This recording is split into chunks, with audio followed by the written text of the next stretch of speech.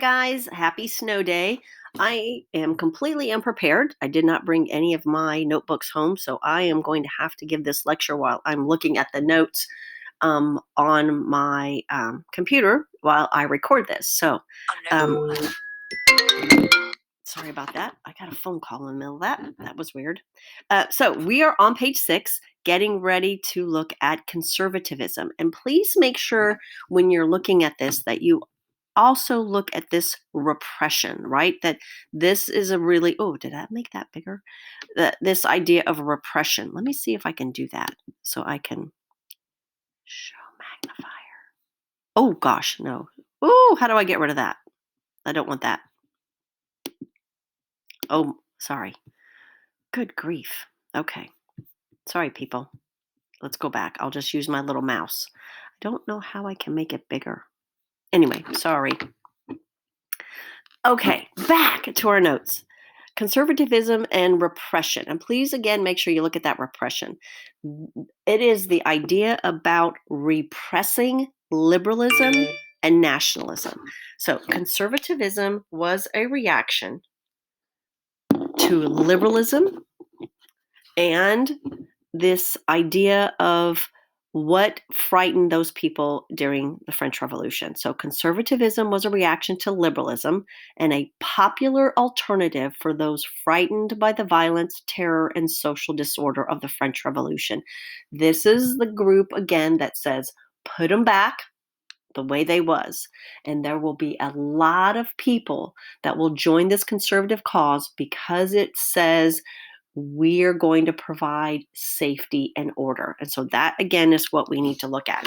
This, again, every time you hear the word conservatism in this time period, you need to think Metternich of Austria. This is obviously going to be supported by the traditional ruling class, nobles, and please underline peasants, because that might be shocking to think, oh, peasants are like this conservatism. Peasants liked it because it provided security, it provided safety. And this is a really sad part to say, but it reminded them of their place. That French Revolution thing really scared peasants because they didn't understand where their place was. And that, again, is an important part of this. Believed in order, society and the state, faith, and tradition. That number 3 sentence right there has a whole lot of words for your acrostic for conservatism. They are really important words. Order, society and the state, faith, and tradition. And our most important conservatism, again, is Edmund Burke. And Edmund Burke, I believe that was you, Maggie, on our TikTok, reflections on the revolution in France. And he says, this thing isn't going to work. It's going to be bad. We need to keep things the way that they are. And so, again, Edmund Burke is an important part of that. Metternich was particularly concerned about the multi-ethnic character of the Habsburg Empire. Please, again, put a box around this one because this is where nationalism is going to show up really strong. So we've got liberalism in lots of places, nationalism in places like the Habsburgs. And the Habsburg, again, is an empire. It's made up of lots of different groups of people. And that is going to be where things are going to get difficult.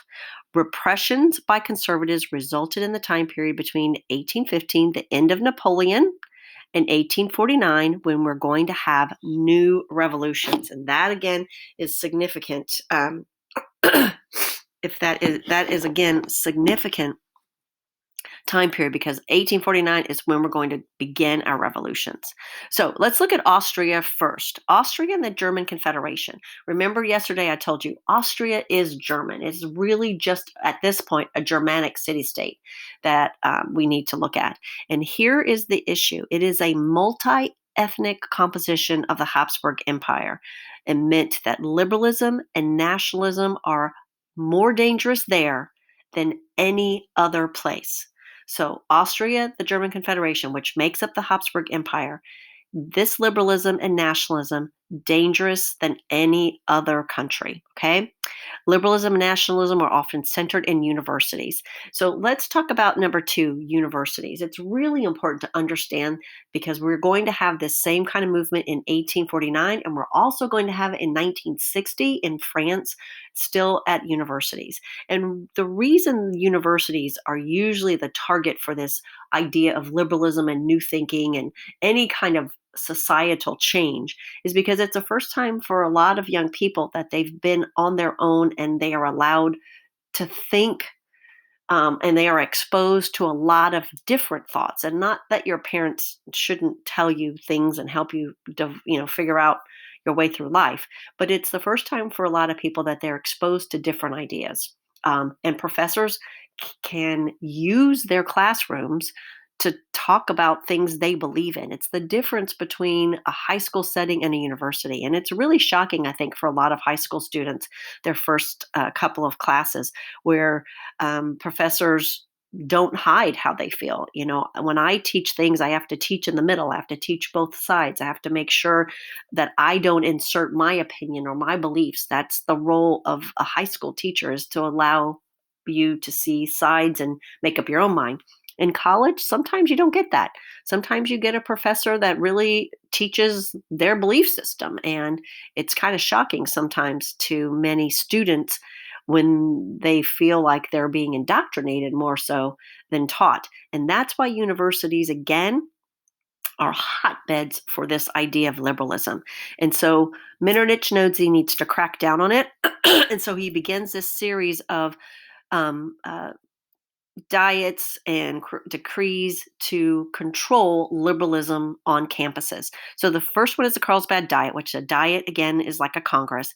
And the Carlsbad decrees crack down on liberalism in universities. Now, all that does, because again, they're kids and they're good at hiding things, it just drives it underground. And it makes it that much more difficult for Metternich and the conservatives to find. And so they're just going to go underground. They're going to start printing their pamphlets, their newspapers in secret, and it will continue. The German Confederation, or the Bund, which is their government, is made to guarantee the independence of member states, and again, to preserve all German states from domestic disorder. And this organized was a diet, again, an assembly presided over by Austria as the president. Prussia. So Prussia is also gaining its very powerful ruling class. It is ruled by the I hate saying this word, Hohenzollern dynasty. It is an aggressive royal family, and they want to expand. Prussia is going to spend the next century trying to get bigger. Briefly after 1815, German liberals saw Prussia as a leader of German liberalism, but again, it's will be crushed because the Prussian government and its tradition ruling class, the Junkers, follow Metternich, and we're going to repress liberals and nationalists. So that's what Prussia is going to do. Britain is going to do something a little bit different. In Britain, the conservatives are called the Tories, and you need to remember that for the Tories. And in 1815, they're going to pass this law called the Corn Laws, and it will be one of the most hated, one of the most detrimental acts of this time period for Great Britain. And what it does is it sounds right. And this is the reason why tariffs never, ever work. So the simple part of the Corn Law was to halt importation of cheaper foreign grains. Tariffs always sound good. That sounds like a good thing. That means people will buy British grain. That sounds like a good thing. But really, that's not what happens with a tariff. What happens with a tariff is that all of those imported grains, now they're all going to put tariffs on other stuff.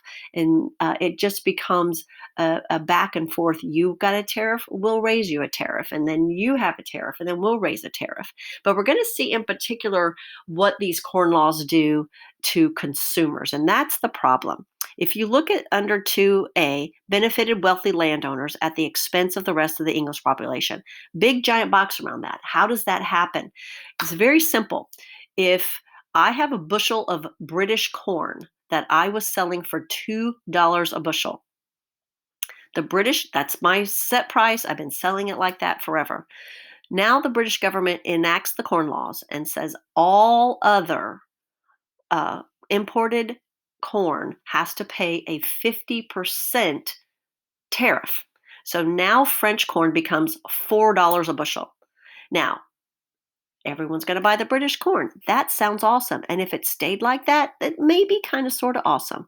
But what's going to happen is that guy that has the British corn for $2 and sees that French corn is $4, what's he going to do? He's going to raise his price because even now at $3 or $3.50 a bushel, he's still making money. He's still less than the French corn, so they'll still buy. But he just incurred $100.50 profit for no reason other than the tariff. And that's what tariffs do. And that's why it's at the expense of the rest of the British population. Liberals outraged, but have no political influence yet. And this is where we're moving with that. Habeas corpus repealed for the first time in English history. Habeas corpus means show me the body. And we've talked about this before, that you have to know why you're being arrested. You have to know that. And for England to remove this is since 1215, the Magna Carta. Great Britain is going to repeal that for the first time in their history. Why? Because they're afraid of liberals. And then we get to what we're going to end our discussion with today, the Peterloo Massacre of 1819. Just a little side note, this is what I'm doing my research paper on in my grad class that I was telling you about last week. So it's a Peterloo Massacre. And again, it is not a massacre in the sense that a lot of people are killed, 11 people. And again, it's in quotation, but 400 people are going to be wounded, including 100 women. And that will be an important part of this, that women are participating. And that gets scary because the last time women participated in something like this, it was right, the French Revolution. So, what's the Peterloo Massacre? It's a pro liberal crowd that were listening to speeches. They were standing around listening to anti corn rhetoric, and they are attacked by police. Now, this is what makes this so unusual, which is why I've always been so interested in it and doing my research project on it, is they had swords. They're police officers, and they get other like National Guard kind of things with swords. And so many of these people that are wounded, they're wounded by slashing marks, like by being hacked by these swords. It's very unusual. So, as a result of this, the press is brought more under firm control. And look at B, mass meetings abolished. Again, that sounds like what Napoleon does after the French Revolution. This thing really has scared everyone, and everyone is retreating back to let's restrict the rights of people, especially liberals. By 1820, England seemed to be moving towards becoming a more repressive, authoritarian state. And we have to find out what happens and what changes as a result of that to make England different. We'll do quickly just France because it's just this little quick. France begins this time period as the most liberal, right? They are still hanging on to that liberal stuff. The Charter of 1814 established a constitutional monarchy. The White Terror, 1815, thousands of former revolutionaries will be murdered. Elections in 1816, we get more moderates. Spanish Revolution is crushed in 1823. The French troops were called by the concert of Europe to restore another Bourbon ruler. In 1829, the heir to the throne was murdered. I would put a big box around this and say, this is crazy France. Thankfully, we don't get asked a lot of stuff about this time period because it is so darn confusing. What you need to know is that France is still not under any kind of control by anyone else. All right. We will save Russia for tomorrow. All right. Enjoy your snow day, and I will talk with you guys. Oh, I'll talk to you tomorrow. Tomorrow, you'll see my face. So make sure you check tomorrow, and I will have calendars if any of you are ready to download it or want to look at it. All right. Talk to you guys tomorrow. Bye.